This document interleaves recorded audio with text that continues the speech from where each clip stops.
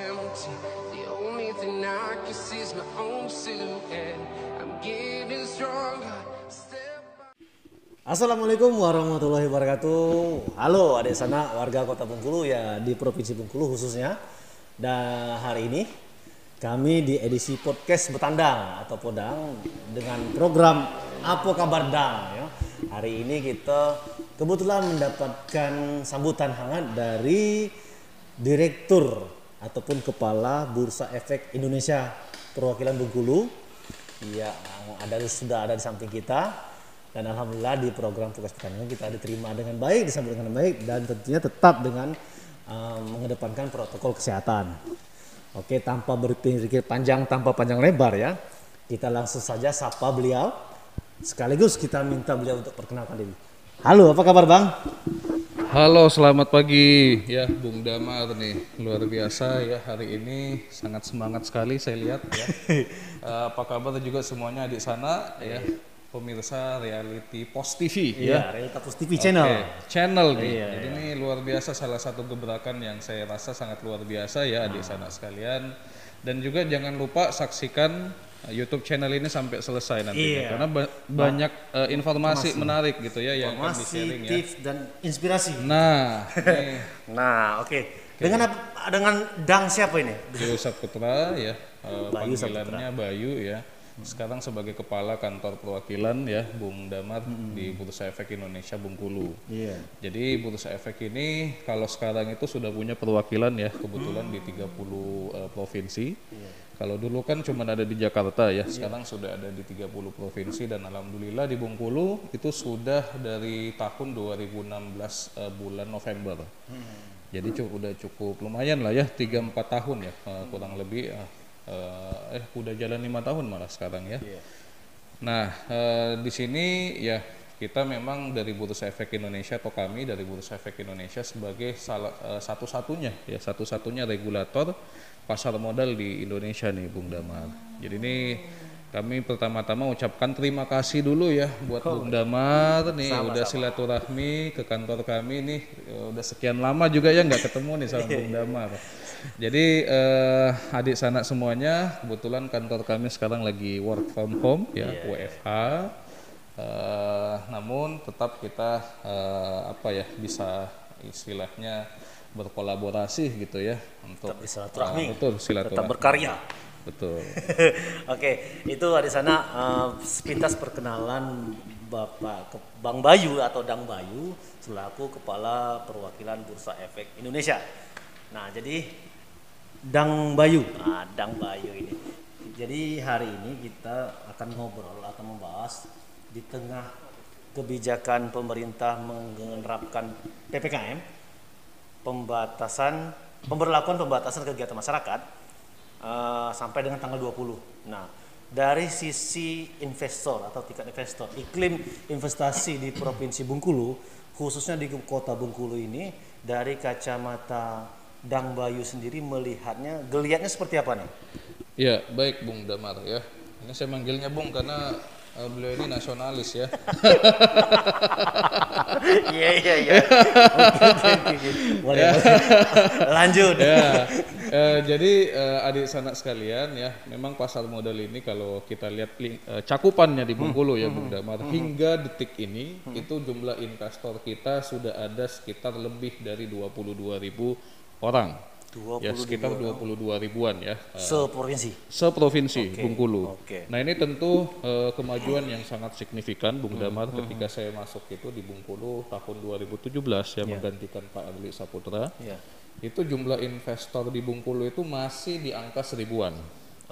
Jadi sekitar 3 tahun terakhir ini itu peningkatannya signifikan sekali ya. Belasan ribu orang investor baru di Provinsi Bengkulu. Meskipun di tengah terpaan pandemi ya? Nah ini justru uniknya nih Bung Damar. Justru peningkatan paling signifikan itu terjadi sejak tahun 2020. Kita pandemi kan Maret ya? Betul. Pas Maret itu saya ingat sekali waktu itu ada penambahan sekitar 8.000 orang. 8.000? Betul, selama pandemi 2020.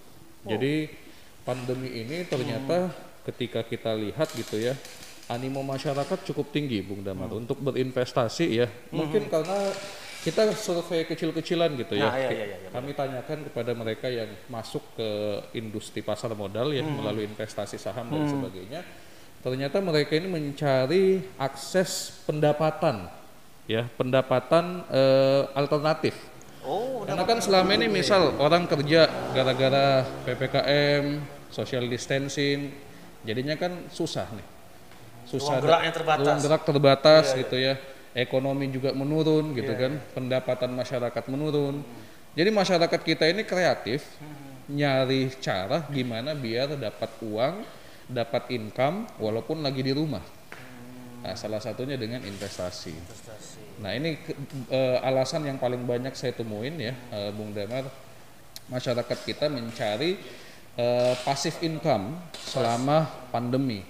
Jadi bagaimana caranya bisa tetap dapat uang, dapat pendapatan walau di rumah aja. Jadi boleh dikatakan di tengah masa pandemi itu tren investor naik ya, banyak, udah bertambah ya, makin bertambah. Betul. Artinya memiliki efek positif juga ternyata ya. Betul. Jadi hikmahnya ya, hikmahnya adik sanak sekalian. Di satu sisi memang kita lihat beberapa sektor itu misalnya seperti usaha dagang dan sebagainya yang kita lihat mungkin di lingkungan masyarakat kita itu banyak yang mengalami penurunan gitu ya. Tapi alhamdulillah di sektor pasar modal itu justru tumbuh signifikan. Jadi memang selama pandemi ini ada yang menurun, ada juga yang tumbuh. Dan yang tumbuh itu salah satunya sektor pasar modal ini ya. Sektor pasar modal ini karena bukan hanya dari segi jumlah orang Bung Damar yang meningkat, tapi juga jumlah transaksi mereka itu meningkat signifikan. Ya, kita coba lihat di 2020 kemarin, total Bung Damar dari Januari sampai Desember, total transaksi saham investor di Bengkulu. Jadi yang di Bengkulu aja nih. Iya, bicara Bengkulu. Itu 2,01 triliun. 2,01 triliun. Itu orang Bengkulu aja yang transaksi saham saja. Jadi kita belum bicara obligasi, belum bicara surat berharga lain, ini baru saham. Itu 2,01 triliun. Dan itu kita punya datanya. Wow. Ya. Itu 2020 aja. 2020. Kalau untuk 2021 tergambar belum? Nah, ini 2021 kita karena belum direkap juga ya. Tapi gambaran sepintas mungkin? Gambaran sepintas ini memang dari trennya memang mengalami peningkatan. Contoh aja nih dari jumlah investor ya Bung Damar ya. Hingga akhir bulan lalu, itu sudah ada peningkatan sebesar lebih dari 50%. Ya, itu bulan lalu artinya kan bulan Juni ya. Iya. Ya, udah ada peningkatan lebih dari hampir 60%. Artinya ini trennya ya dibandingkan tahun lalu lebih tinggi tahun ini. Karena ya kalau kita rata-ratain harusnya kan ya di bulan Juni itu ya 50%. Tapi ternyata udah lebih tinggi daripada itu, ya? Melampaui 50%. Hampir 60% ya Bung Damar ya. Jadi ini secara transaksi juga kita lihat sangat tinggi ya. Artinya ini kabar baik ya.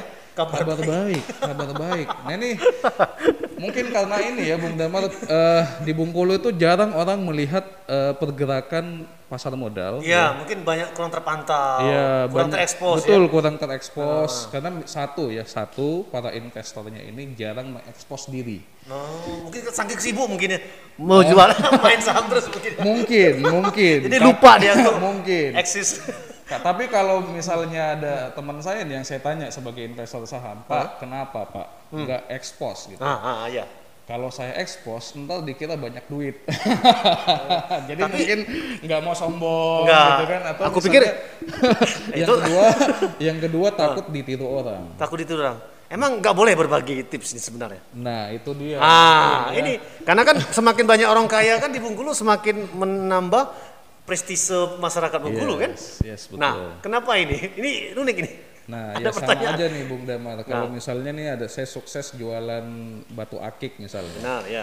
Kalau saya share ke orang lain, bagaimana cara sukses dagang batu akik, ini kan ada istilahnya manusiawi ya. Kita takut disaingi, betul nggak? Manusiawi ya, takut disaingi, takut istilahnya kehilangan lapak. Ya, istilahnya takut kehilangan, bukan juga ya. Kalau di pasar modal itu nggak ada kehilangan lapak, karena semua orang punya potensi yang sama. Cuman mungkin ya karena istilahnya ya kalau saya untung biasanya manusiawi ya. Kita tuh nggak mau lihat orang lain juga untungnya sama, bener nggak sih? Bener nggak sih? Tapi ini cuman satu ini aja ya, cuman satu orang yang saya tanyain seperti itu ya. Jadi saya nggak bisa narik kesimpulan ini rata-rata seperti Tapi itu. artinya kan dengan laju peningkatan jumlah investor, dengan naiknya nilai investor di angka 2 triliun, artinya melihat tren juga di tahun 2021 ini terhitung dari bulan Juni sudah mencapai 60%. Artinya kan ini kan selaras dengan tujuan dari pemerintah juga, bahwa di tengah wabah pandemi ini geliat usaha atau pelaku usaha ini harusnya ya bisa eksis kan. Nah, kira-kira nih Bang, Dang Bayu ya, apa sih tips-tips apa saja sih yang harus ya masyarakat Bengkulu bagi yang memulai atau bagi pemula ini untuk memulai? Karena kan ya tadi kita bicara sukses sudah banyak, bahkan yang nilai transaksinya luar biasa, menggila, terbukti di angka 2 triliun kan. Nah ini bagi mereka pemula yang mungkin ragu, yang masih bimbang di tengah ya iklim usaha yang juga tidak menentu, Bursa Efek menjadi solusi. Cuma kan orang masyarakat masih berpikir, aku ini mulai dari mana sih gitu kan. Nah ini bisa disampaikan ya. Baik. Ya, Bung Damar dan Adisana semuanya gitu ya.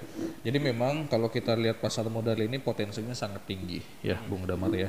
Sangat tinggi, apalagi di era pandemi ini ya, di zaman pandemi ini itu kita memutar otak gitu ya. Gimana caranya bisa tetap menghasilkan, tetap produktif ya di tengah-tengah kesusahan seperti ini. Benar. Nah, salah satunya yang paling potensial itu di pasar modal. Kenapa? Karena kita dengan investasi nih Bung Damar gitu ya, yang bekerja tuh bukan kita, tapi uang kita. Kita misalnya ada perusahaan nih, perusahaan dagang apa gitu ya, perusahaan konsumer, perusahaan keuangan, apapun itu yang tercatat di Bursa Efek Indonesia saat ini ada lebih dari 700 perusahaan. Ada lebih dari 730, sekitar 738 ya terakhir kali saya cek. Nah ini bisa kita masukkan dana kita di perusahaan-perusahaan itu. Perusahaan-perusahaan yang PT bla bla bla TBK, perusahaan PT yang terbuka gitu kan, kita masukkan dana kita ke sana, dan yang bekerja itu adalah perusahaannya, kita hanya cuman masukin dana. Jadi ya ini kita di rumah aja nggak ngapa-ngapain ya, tapi kita bisa mantau perusahaan yang kita investasikan, gitu. Jadi uang kita yang bekerja nih, gitu ya. Nah inilah esensinya kenapa kita penting berinvestasi di zaman pandemi ini. Karena di saat kita terbatas geraknya gitu ya, uang kita nih nggak bisa terbatas geraknya. Mau kita masukkan ke luar negeri juga bisa gitu kan. Kita masukkan ke perusahaan besar juga bisa, dan itu sangat sangat terjangkau.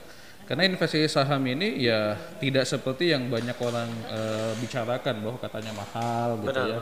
Harus jutaan, harus miliaran gitu ya. Itu banyakan orang kan pasti Bursa Efek itu nilai miliaran, nggak kaleng-kaleng ini.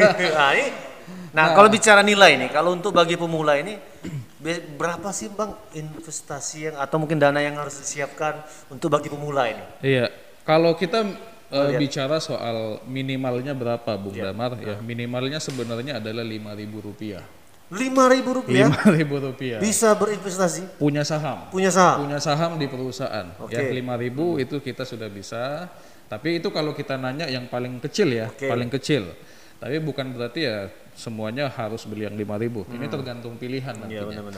Yang paling mahal ada yang jutaan, ya ada yang jutaan. Itu satu lot ya. Jadi ya kita nggak bisa beli per lembar ya Bung Damar, bisanya beli satu lot. Satu slot tuh berapa? 100 ya? 100. Ya, betul, 100 lembar. Berarti kali 5.000 ya? Kali 5.000 itu sudah satu lot. Satu slot. Jadi satu lembarnya Rp50. Waduh. Wah, ini.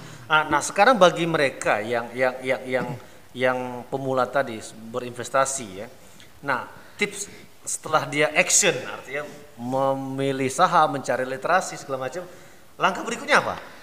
Iya, kalau misalnya kita udah investasi gitu ya Bung Damar ya, nah, tentu industri ini, investasi ini nggak bisa kita istilahnya ya udah deh biarkan gitu ya, tunggu aja mantap ya. Itu sebenarnya bisa ya untuk tipe orang yang investor jangka panjang, tapi minimal kita harus pahami ini perusahaan yang kita investasikan bagus atau enggak. Contoh nih Bung Damar, selama pandemi ini kita kan bisa meraba-raba nih, kira-kira usaha apa yang paling laku selama pandemi? teknologi, kesehatan, Benar. ya kan? Iya, benar. Ya udah, misal apa yang sekarang sedang laku, ya udah itu jadi potensi kita bisa investasi dana kita ke sana. Oh, kesehatan nih yang lagi naik daun, mungkin keuntungannya bakalan tinggi nih selama pandemi. Silahkan, banyak perusahaan-perusahaan farmasi dan rumah sakit di Bursa Efek. Bisa masukkan dana kita ke sana. Dan itu nggak harus jutaan, ratusan ribu itu udah bisa. Bisa. Gitu ya, di sana. Nah, terus apalagi nih yang lagi naik daun, misal teknologi. Sekarang orang pada nonton YouTube misalnya. Pakai apa? Pakai data. Silakan, banyak perusahaan-perusahaan yang Penyedia jasa. penyedia jasa gitu Iya, ya. internet, Penyedia jasa aplikasi juga banyak. Iya.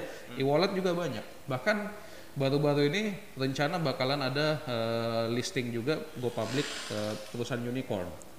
Unicorn. Itu perusahaan bergerak di teknologi. Iya, e-commerce ya. e-commerce. Online shop. Nah, Oh, yang biasa belanja belanja di online. shop, nah, Jualan online, belanja online.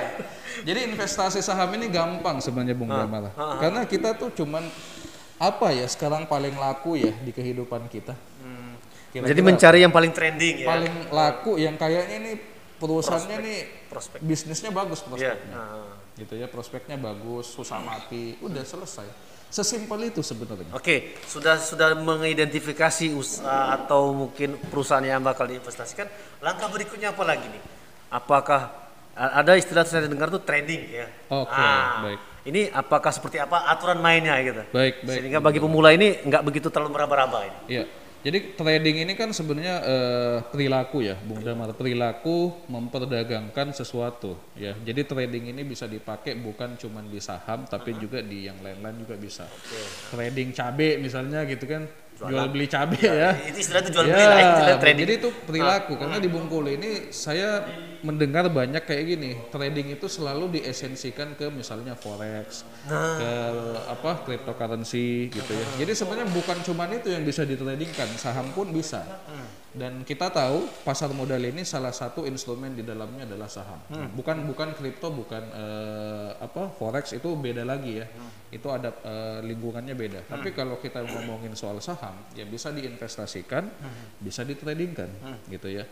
Nah, tradingnya ini gimana? Sebenarnya simple juga nih. Simple. Mekanismenya adalah pada saat harganya lagi murah kita beli, naik jual. Jual. Sesimpel itu. Sesimpel itu ya. Tapi masalahnya kapan naik? Nah, harus diprediksi. Gitu kan? Nah, prediksinya ini tentu ya ada pertimbangan. Teman-teman semuanya ya di sana itu harus cari tahu dulu kira-kira nih perusahaannya bakalan bertumbuh nggak. Karena harga saham itu biasanya mengikuti pertumbuhan perusahaannya. Artinya trennya tuh setiap hari berubah ya? Trennya berubah. Okay. Jangankan tiap naik atau hari, turun itu tinggal lagi ya? Jangankan tiap hari, tiap jam, tiap menit jam. itu naik turun. Siklusnya naik turun. Ya, tapi ya tentu namanya ini saham gitu ya, namanya bisnis ya. Sama dengan emas, emas juga kan naik turun kan harganya kan. Jadi tanah juga, rumah juga naik turun. Jadi saham itu kalau perusahaannya bagus dia naik turun, tapi trennya tuh gini. Naik turun tapi nanja. Naik turun tapi nanja. Iya, itu yang bagus ya. Nah, jadi kalau perusahaannya bagus dan dari 738 saham yang tadi saya bilang, itu banyak yang bagus. Kalau dipresentasikan berapa? Lebih dari, saya rasa lebih dari 70%. Oh, berarti banyak pilihan. Banyak pilihan, ya banyak yang banyak pilihan. Memang kecuali kalau kita istilahnya apa ya, membabi buta lah gitu ya, tidak tahu menahu, tiba-tiba masuk aja gitu, nggak baca apa-apa. Artinya sebelum memutuskan sesuatu harus Dipelajari banyak dulu. Ya, banyak referensi dulu, cara referensi ya. Dan itu ya sebenarnya banyak sekali ya referensi saat ini. Mudah, apalagi sekarang era digital ya. Ini kayak podcast ini kan salah satu referensi kan. Iya, benar-benar yang nongkrong di channel kita ya. Betul. Jadi keuntungan atau apa margin yang didapat para investor yang mau memulai artinya di jual beli saham tadi Bang ya.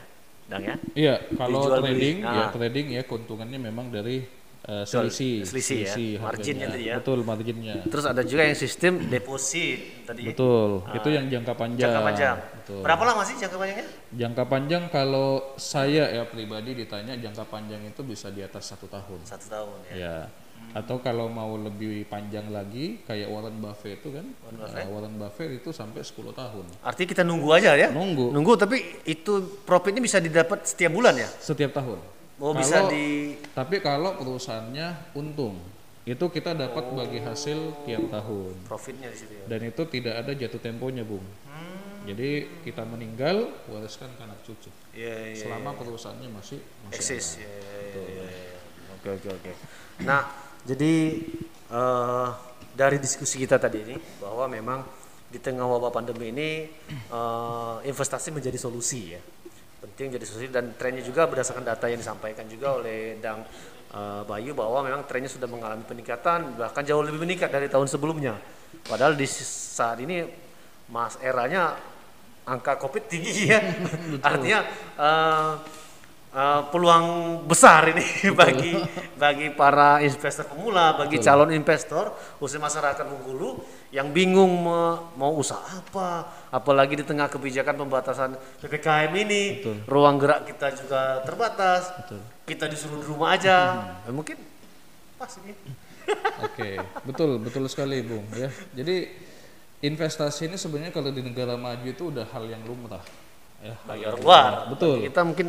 Nah, ini memang salah satu PR kita semuanya, Tantangan ya. termasuk pemerintah, swasta, semuanya saya rasa gitu ya. Bagaimana kita memajukan investasi domestik kita.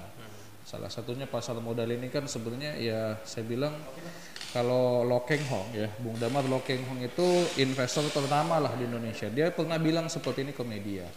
Jadi mutiara itu ya letaknya bukan di dasar lautan, Benar. tapi di pasar modal. Nah ini kata Lo Keng Hong gitu ya, bisa di searching di Google, itu ada statementnya seperti itu. Jadi memang bagi orang-orang yang tahu bagaimana caranya menghasilkan uang di pasar modal, itu luar biasa potensinya ya. Dan itu kita harus cari tahu, karena mencari tanda kutip penghasilan di pasar saham ini, di pasar modal, peluangnya banyak. 700-an tadi saham yang bisa kita pilih, tinggal pilih yang profitable gitu kan, yang profit yang mana. Nah kemudian kalau mau cari literasi banyak sekarang, di YouTube udah banyak, di buku-buku banyak, atau di Instagram pun itu ada kan, like Instagramnya IDX Bengkulu misalnya, atau yang mana gitu kan. Nah jadi ini banyak informasi yang bisa kita peroleh secara gratis dimanapun. Gitu ya. Tinggal lagi kemauan ya. Betul. Nawaitu. Nah nawaitunya. Kalau bukan sekarang kapan lagi? Betul. Kalau bukan kita ya siapa lagi yang bisa merubah nasib kita kan? Betul. Nggak mungkin Mas Bang Bayu kan? Nggak mungkin Bursa Efek yang merubah nasib masyarakat kan? Betul. Artinya tanggung jawab selaku Bursa Efek mensosialisasikan bahwa bursa berinvestasi itu menjadi ladang empuk saat ini. Apalagi di tengah pandemi. Betul. Makin empuk lagi ini, makin garing ya. Nah ini memang sangat benar gitu ya, bahwa kami tanggung jawabnya ada di Bengkulu ini untuk mensosialisasikan ini. Kami pun pribadi di kantor perwakilan Bengkulu itu menargetkan sekitar minimal 200 kegiatan sosialisasi 1 tahun. 200 kegiatan, dan tahun lalu itu kita udah capai.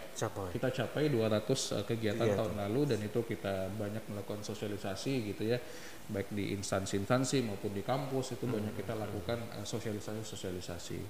Jadi memang ya ini memang masih banyak yang belum kita jangkau gitu ya, masih banyak belum jangkau, terutama karena kan ngomongin investasi pasar modal nih Bung Damar, itu kan selalu mengacunya ke teknologi dan internet gitu ya. Benar. Karena ya kita mau beli saham harus minimal paham teknologi. Artinya nggak gaptek ya. Betul. Nah itu minimal kuncinya bisa itu. pencet apalah gitu ya aplikasinya gitu ya. Inilah intinya paham dengan dunia internet. Betul. Kalau nggak tahu belajar sama Dang Bayu, gampang nanti. Tongkrong itu sih channel kita itu. Dan juga ya artinya sekarang tuh kalau gaptek juga sangat luar biasa ya. Prihatin karena apa? Udah area digital nih ya banyak referensi bisa kita cari. Melalui di handphone juga bisa. Belajar otodidak pun bisa. Betul. Masa kalah sama anak SD? Anak TK sudah daring loh. Udah daring, udah TikTok kan, malu lah. Artinya tidak ada alasan, dan tidak ada alasan juga untuk susah belajar. Karena banyak belajar sama anak kalau bagi orang tua yang gaptek. Apalagi kalau anak belajar sama bapak, bagi paham kan? Oke. Jadi di sana warga Kota Bengkulu, masyarakat Bengkulu yang menyaksikan channel ini, itu tadi bahwa diskusi kita membahas soal iklim investasi di Bengkulu di tengah era pandemi. Ternyata jelas selaras bahwa auranya sangat positif dan luar biasa. Tadi juga kita sudah dibahas data tren yang mengalami peningkatan dan sangat positif, dan tentunya kita berharap teman-teman mata badik sana yang menyaksikan nonton channel ini bisa memutuskan untuk memulai. Betul. Benar kan? Betul Bung Damar. Tadi disampaikan yang terkecil ada. Ya. Tinggal pilih.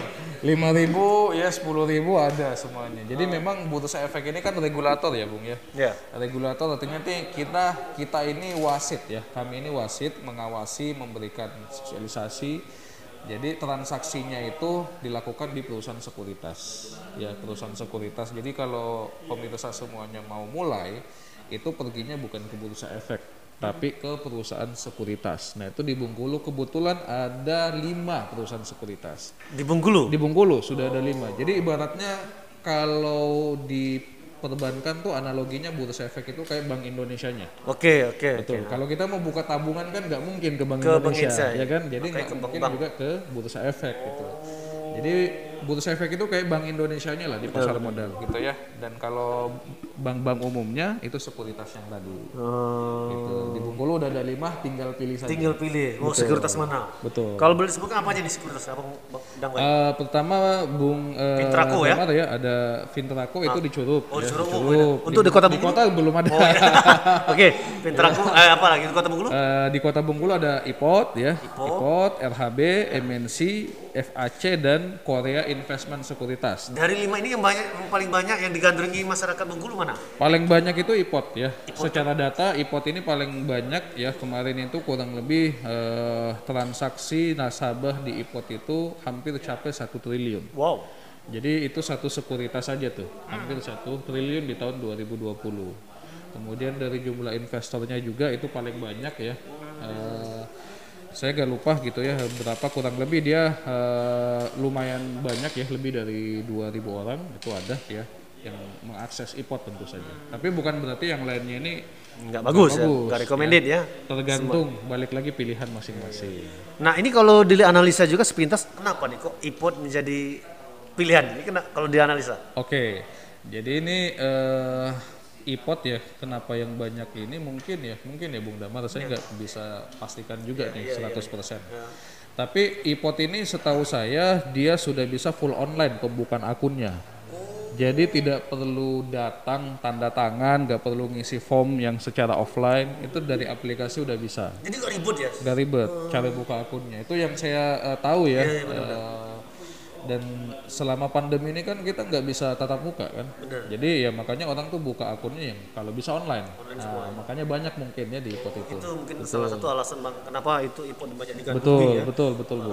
Investor-investor itu mungkin kalangan milenial mungkin ya. Nah ini unik nih.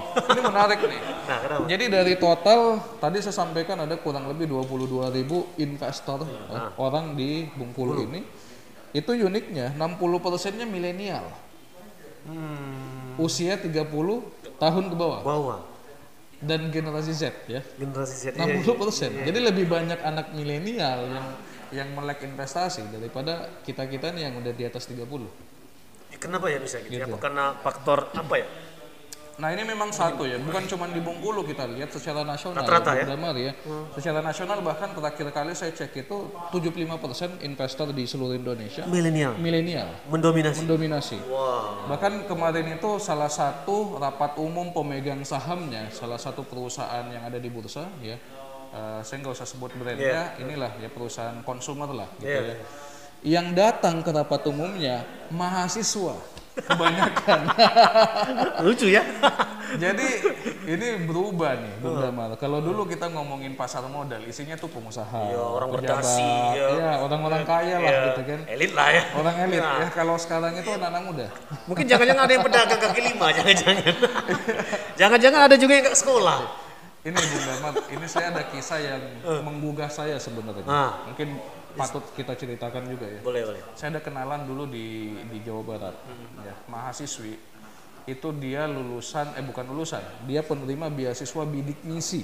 Oke. Yang Bung Damar tahu itu untuk orang kurang mampu. Benar. Kurang mampu dan orang tuanya tuh kurang mampu, serabutan.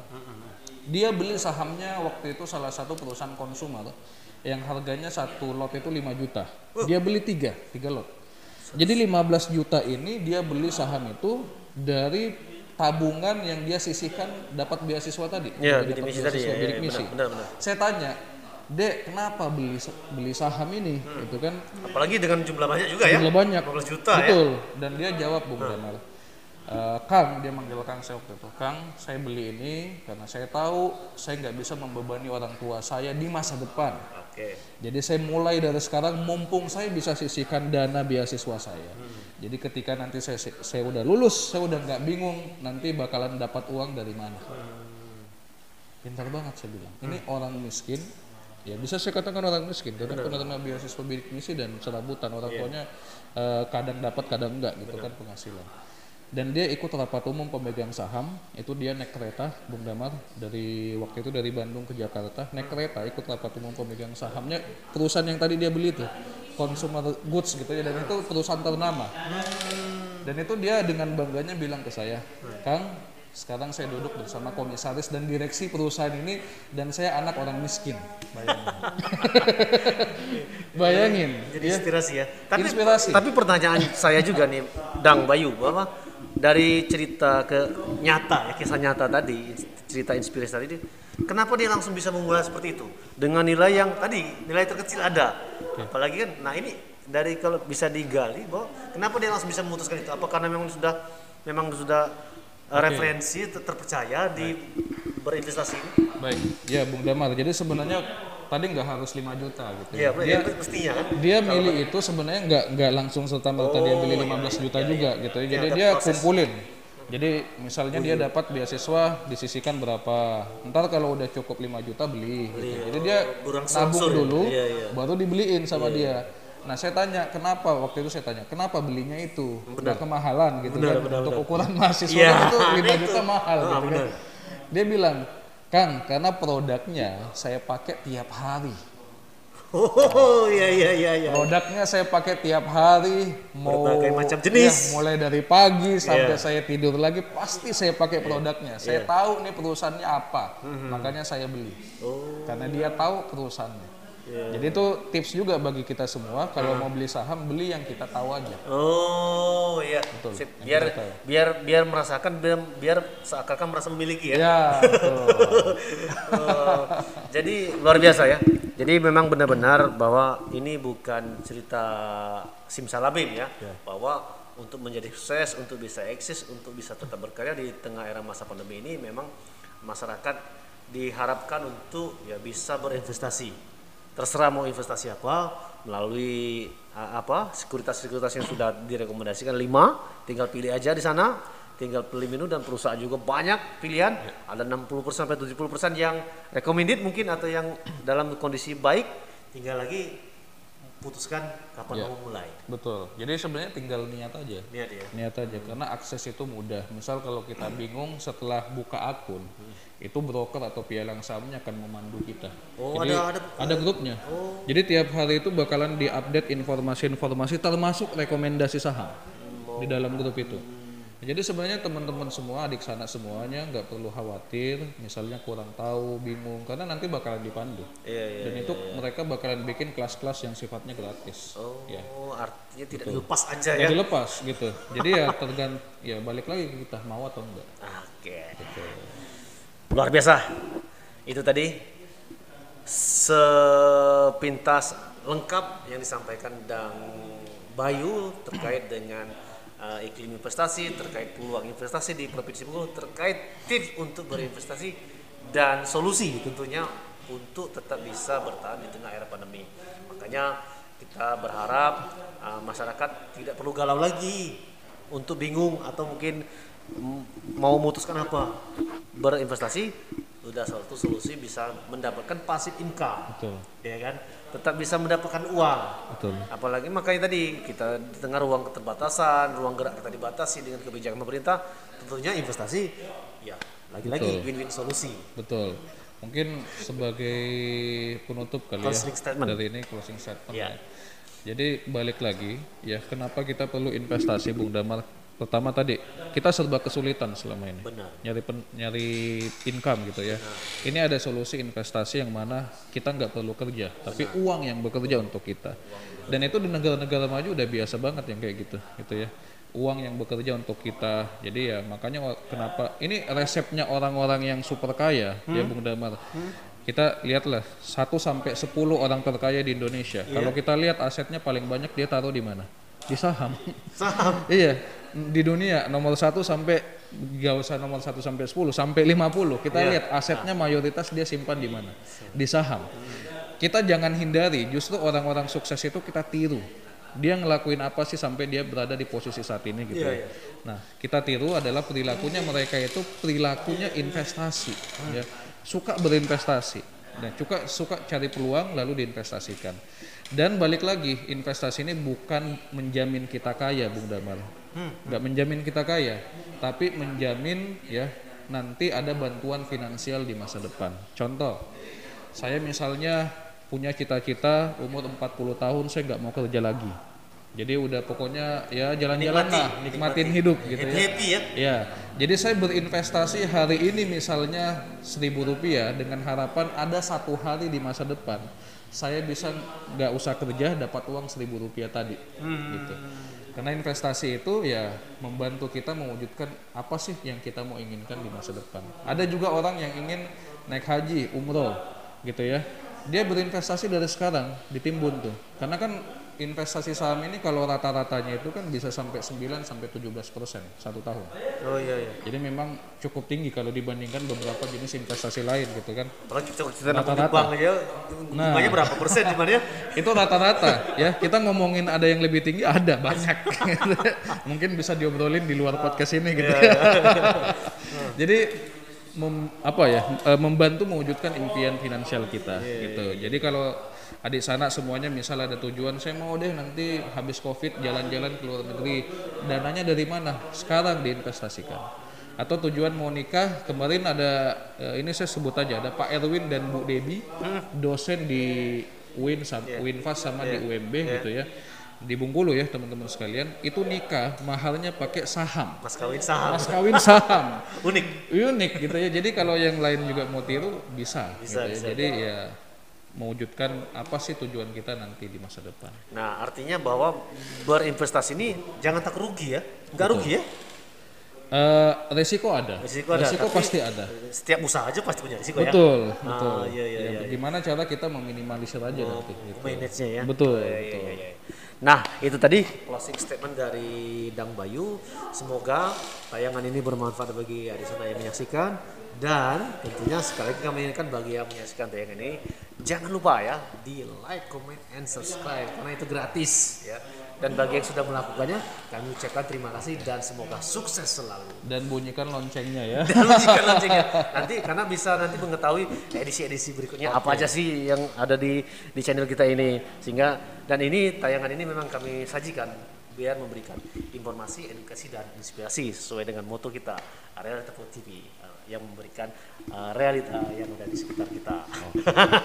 Oke. Itu aja, saya selaku host undur diri dan Dang Bayu yang sudah berkenan hadir menerima kami sebagai tamu undangan di podcast Betandang. Terima kasih juga Bung Damar atas kunjungannya ya, semoga kita berdua bisa memberikan sumbangsi kemajuan bagi Bengkulu. Iya, tetap semangat, tetap berkarya dan tetap menerapkan protokol kesehatan. Ya, pakai masker, cuci tangan dan jaga jarak. Akhir kata, kami akhiri dari kami berdua. Assalamualaikum warahmatullahi wabarakatuh.